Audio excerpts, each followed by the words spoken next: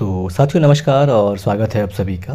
हम बात करने जा रहे हैं इस वीडियो में बीपीएससी 2024 के लिए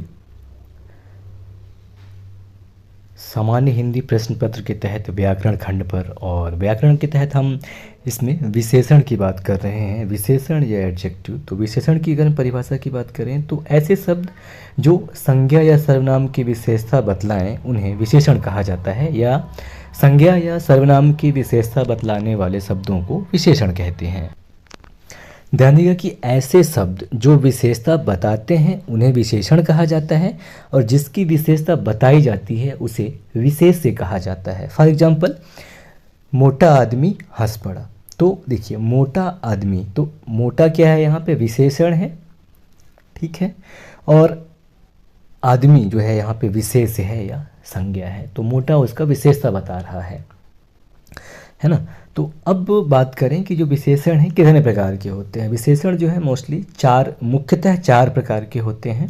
पहला सार्वनामिक विशेषण, दूसरा गुणवाचक विशेषण, तीसरा संख्यावाचक विशेषण, और चौथा है परिमाण बोधक विशेषण, है ना।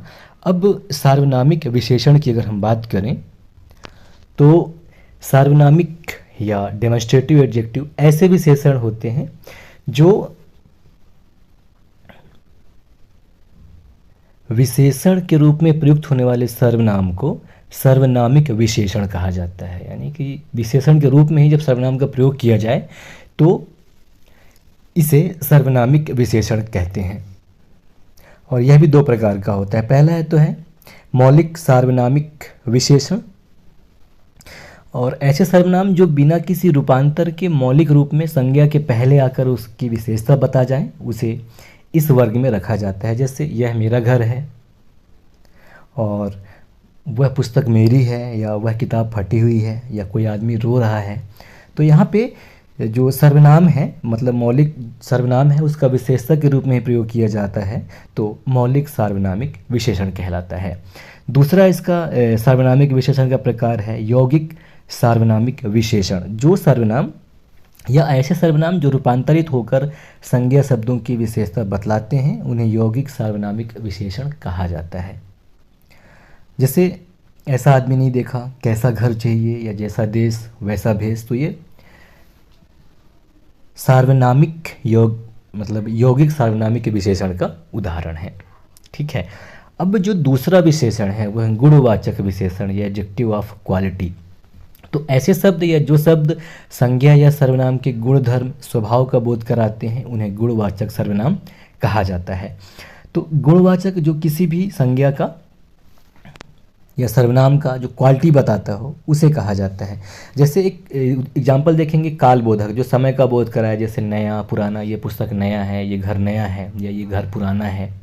ताज़ा, मौसमी, प्राचीन, ये कालबोधक गुणवाचक विशेषण हो गया। इसके अलावा रंगबोधक जो रंग का बोध कराए, जैसे लाल, पीला, नीला, हरा, नारंगी, लाल वगैरह। और दशाबोधक यानी जो अवस्था, जो किसी का स्टेट है, जो उसके बारे बताया, जैसे मोटा, पतला, वृद्ध, युवा, गीला, सूखा, जला हुआ, इस टाइप का। और गुणबोधक किसी का गुण बताए, लाइक कि भाई वो आदमी अच्छा है, बुरा है, भला है, झूठा है, सच्चा है, पापी है, कैसा है, इस टाइप का बताए, तो गुणबोधक गुणवाचक विशेषण कहलाएगा। जबकि आकारबोधक की बात करें, किसी का आकार बताए, तो गोल, चौकोर, तिकोना, ऐसा करके, चौड़ा, नुकीला, ये सब बताए तो वो आकारबोधक हो गया। मतलब ये सब गुणवाचक विशेषण के उदाहरण में आते हैं। तो गुणवाचक विशेषण क्या होता है कि ऐसे शब्द जो संज्ञा या सर्वनाम के गुणधर्म स्वभाव के बारे में बताते हैं गुणवाचक विशेषण कहलाते हैं। तीसरा देखें, संख्यावाचक विशेषण। तो ऐसे शब्द जो संज्ञा या सर्वनाम की संख्या के बारे में बोध कराते हैं उन्हें संख्यावाचक विशेषण कहा जाता है। जैसे 7 लोग दौड़ के आ गए, या 7 लोगों ने, या 11 लोग मिलकर क्रिकेट खेलते हैं एक टीम से। तो अब ये जो संख्यावाचक विशेषण है ये दो प्रकार का होता है, निश्चित और अनिश्चित संख्यावाचक। तो निश्चित संख्यावाचक में जब संख्या निश्चित दी गई हो, जैसे 2 किलो दूध, 10 किलो चावल, या 50 लीटर पानी, या 1000 लीटर पानी, तो जहाँ पे निश्चित संख्या दिया हो वहाँ पे निश्चित संख्यावाचक विशेषण हो जाएगा। जब अनिश्चित हो यानी कि स्पष्ट ना हो, जैसे कुछ पानी ले आना, या कुछ राशन का सामान ले आना। अब कितना लाना है निश्चित तो नहीं है, तो ये अनिश्चित संख्यावाचक विशेषण का उदाहरण हो जाएगा, है ना। अब चौथा जो है विशेषण, अगर उसकी हम बात करें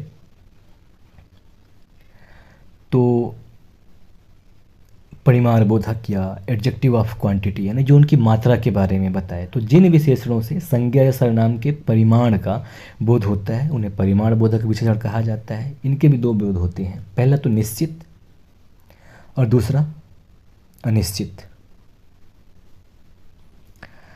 अब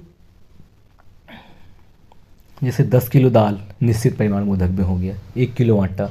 अब अनिश्चित में बहुत घी, थोड़ा दूध, मतलब इस टाइप का, यानी बहुत, कम, कुछ, थोड़ा, ये हो गया। और अनिश्चित में और निश्चित में हो जाएगा 1 किलो, 2 किलो, 1 कुंटल, 2 कुंटल, ये परिमाण की बात कर रहा है, क्वांटिटी की, तो यहाँ पे ये विशेषता हो जाएगा। ठीक है, तो ये था विशेषण के बारे में एक संक्षिप्त नोट। नमस्कार, जय हिंद।